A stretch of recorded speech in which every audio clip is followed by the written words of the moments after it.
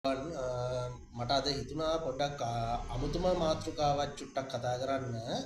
මොකද කට්ටියම කතා කරන දෙයක් තමයි මේ ලග්න ඒ රාෂ්ටක හරි ඒ රාෂ්ටක තත්ත්වයන් ආවම සෙනසුරු කොහොමද මේ ජීවිතවලට ප්‍රශ්න දෙන්නේ කියන ප්‍රශ්නේ කට්ටියටම තියෙන නිසා හරි ඉතින් මොකද ජීවිතයකට සාමාන්‍යයෙන්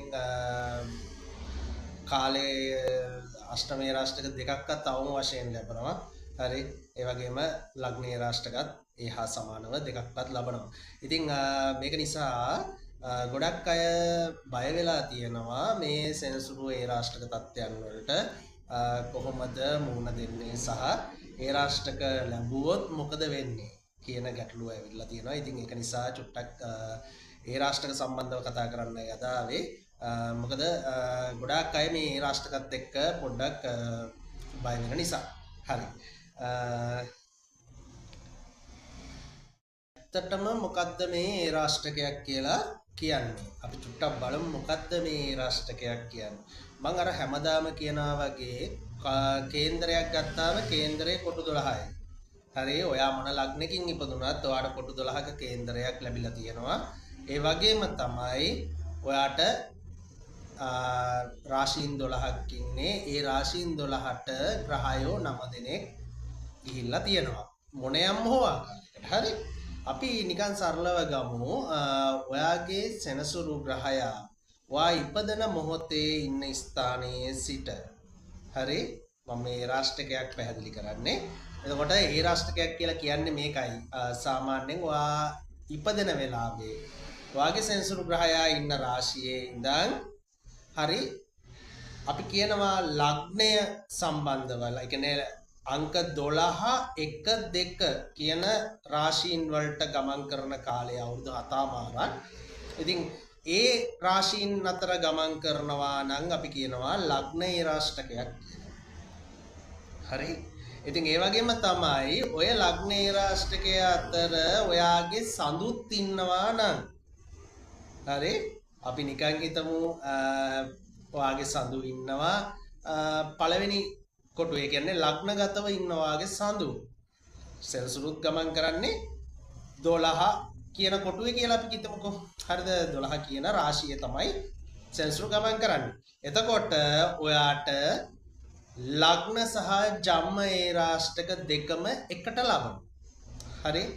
මේවයි තියෙනවා එක දේවල්. ඔයාගේ සෙනසුරු සහ දාල ඒ රාශීන් වලට බලවත් සිටින ග්‍රහයන් සහ හරිද ඒ ග්‍රහයන්ට දෘෂ්ටි වැටෙන ග්‍රහයන්ගෙන් සිදුවන බලපෑම මත තමයි ඔය සෙනසුරු අපලය වඩාත් භයානක හෝ අනික් පැත්තට කරකෙන්නේ. කියන්නේ හොඳ පැත්තකට කරකෙන්නේ. ඉතින් එතකොට මේ ඇත්තටම ඊළඟ කාරණාව. ඔව්.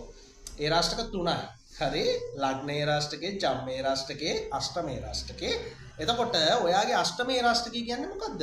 අෂ්ටමේ රාෂ්ටකේ කියන්නේ අර වගේම තමයි මොකද්ද ලග්නෙන් ඇවිල්ලා දැන් අපි හිතමු ඔයාගේ ඉන්න තැනක කොහේ හරි හරිද අපි හිතමු ලග්නේ වෙන්න පුළුවන් සෙනසුරේ ඉන්නේ නැත්නම් හතරේ වෙන්න පුළුවන් හරිද හතරවෙනි රාශිය වෙන්න පුළුවන් නැත්නම් පස්වෙනි රාශිය වෙන්න පුළුවන් හරිද සමහර අයගේ අටවෙනි රාශිය සෙනසුරු ඉන්නවා හරිද එතකොට එයා ඇවිල්ලා අෂ්ටමේ රාෂ්ටකයකින් උපත ලැබුව කෙනෙක්. එතකොට බාලාරිෂ්ඨ රෝගයම බාලාරිෂ්ඨ යෝග ගොඩාක් යෙදෙන කේන්දර ඒවා. හැබැයි ඉතින් ජීවිතේ ඒ කාලේදී ඔයා පව් කරා නම් හරිද පව් කරපු හන්දරයද ඔයා මගේ මේ කතාව අහන්නේ. එහෙනම් අද ඔයා ලොකු ඇත්තටම ඔයා විශාල ආත්ම විශ්වාසයක් සහිත පුද්ගලයෙක්. හරි. ඒ රාෂ්ටකයක් එක්ක ඉපදිච්ච දරුවෙක් අනිවාර්යයෙන්ම විශාල ආත්ම විශ්වාසයෙන් හරිද වැට්ටුවත් වටන්න බැරි චරිතයක්. හරි ඒකයි මම එහෙම කිව්වේ අෂ්ටමේ රාෂ්ටකයක් කියලා කියන්නේ සෙනසුරු 8ට අනුරූපීව ගමන් කරන. ඒ කියන්නේ 8 වෙනි රාශියේ ගමන් කරන කාලය. සාමාන්‍යයෙන් සෙනසුරු එක රාශියකට අවුරුදු දෙකමාරක වගේ කාලයක් ගමන් කරනවා. හරිද? එතකොට 8 වෙනි රාශියේ ගමන් කරන කාලය තමයි වාට අෂ්ටමේ රාෂ්ටකයක් කියලා කියන්නේ. මේ අෂ්ටමේ රාෂ්ටක කාලවලදී බොහෝ දුරට අපි කියනවා විය හැකි විපත් හෝ හානි වැඩි. හරි හේතුව තමයි මොකද අට කියන්නේ අපි සාමාන්‍යයෙන් මාර්ග ස්ථානයක් විදිහට තමයි කේන්ද්‍ර සටහන් වලදී සඳහන් කරන්නේ. ඉතින් එතකොට ඒ මාර්ග ස්ථානය 8 වෙනි ස්ථානයේ ගමන් කරන සෙන්සුරු හන්දා හරිද යම් ආපදා සත්‍යයන් අපිට අපේ ග්‍රහචාර සහ ග්‍රහ දෘෂ්ටි මත සිදුවිය හැකි.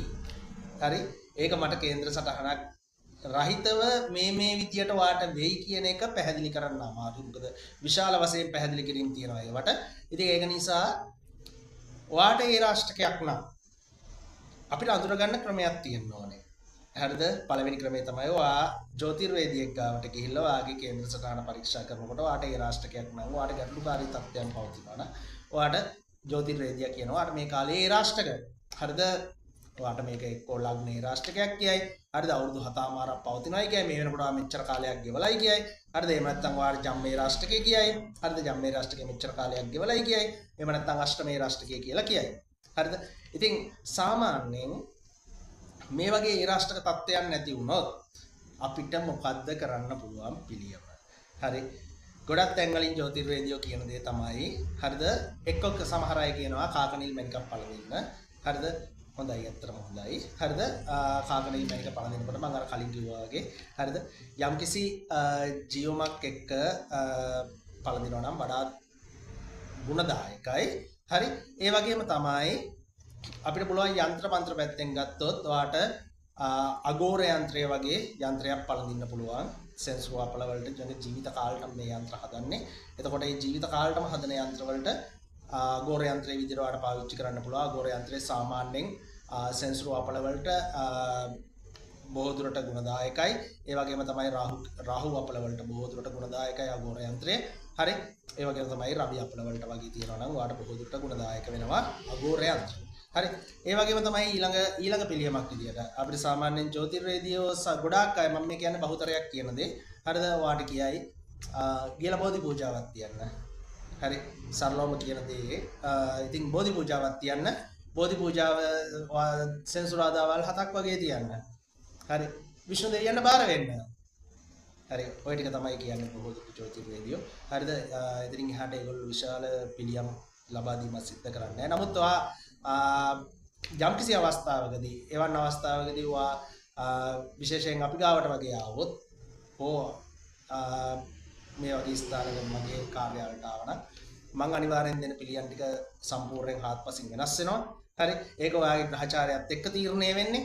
හරි ඔයාට හොඳ ග්‍රහචාරයක් තිබිලා වාගේ සෙන්සරු අපි හිතමු ඒ රාෂ්ටක තත්වයකින් ඔයා පැවතියත් ඔයාට වෙන්න තියෙන හානිය අවම නම් ඔයාට කිසිම දෙයකින් එහෙම ලොකු දේවල් කරන්නයි කියලා මෙහෙන් කියන්නේ නැහැ. හේතුව තමයි නමුත් ඔයාගේ ග්‍රහචාරය බොහොම නරක විදියට නම් ගමන් කරන්නේ.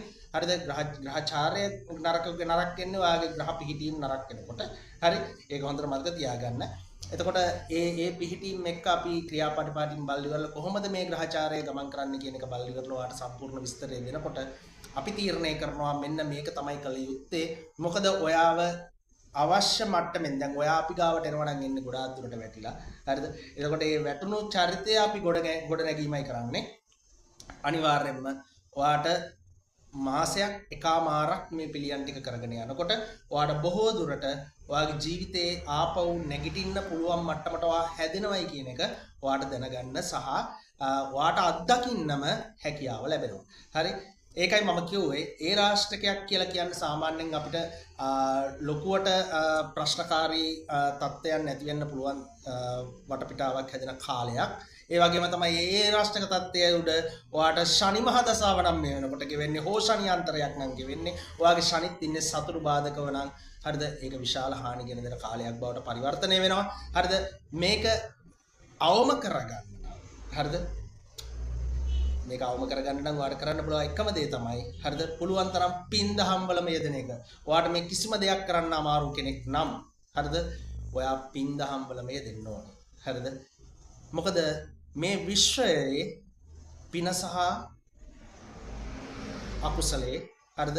රඳා පවතින ගබඩාව. ඒක හොඳට මතක තියාගන්න. ඒ ගබඩාවේදී එයා අවශ්‍ය තැන්වලට ඒ දත්ත යවන එක තමයි සිද්ධ කරන්නේ. අපි හරහා කේන්ද්‍ර සටහන බලා ගන්න සහ ඒ කේන්ද්‍ර සටහනේ අනිවාර්යයෙන්ම සිදුවේ හැකි විපත්කාරී ග්‍රහයෝග තියෙනවා නම් හෝ ග්‍රහචාරයන් පවතිනවා නම් ග්‍රහ පිහිටීම් පවතිනවා නම් හරිද අපි හරහා විශේෂ පිළියම් සකස් කරගන්නවාට හැකියාව තියෙනවා. ඔයාගේ ජීවිතේ ගොඩ දාගන්න, ඔයාගේ ජීවිතේ නැවත නැගිටින්න හරි අවශ්‍ය පිළියම් අපි ඔයාට ලබා දෙන්න සූදානම්.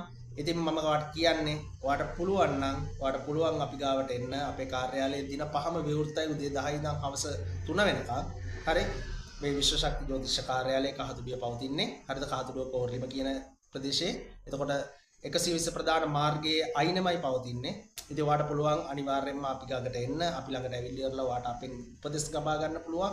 ඔයාගේ කේන්ද්‍ර සටහන් නිසියාකාරව හරියටම ඔයාට බලා ගන්න හැකියාව ලැබෙනවා. හරි සහ ඔයාට අවශ්‍ය පිළියම් වලට ඔයා හරියාකාරව ක්‍රියා කරනවා නම් ඔයාගේ ජීවිතේ සාර්ථක වෙන තැනට අපිපත් කරන්නත් අපි ලෑස්ති පිට ඉන්නවා. ඉතින් ඔයාට පුළුවන් අපිට කතා කරන්න. හරිද මම ඔයාට අපේ නම්බර් එක කියන්නම්. හරිද 0741 65 83 52. මම ආයෙ කියන්නම් 0741 65 83 52. ජීවිතය සාර්ථක කරගන්න අපි ළඟට එන්න.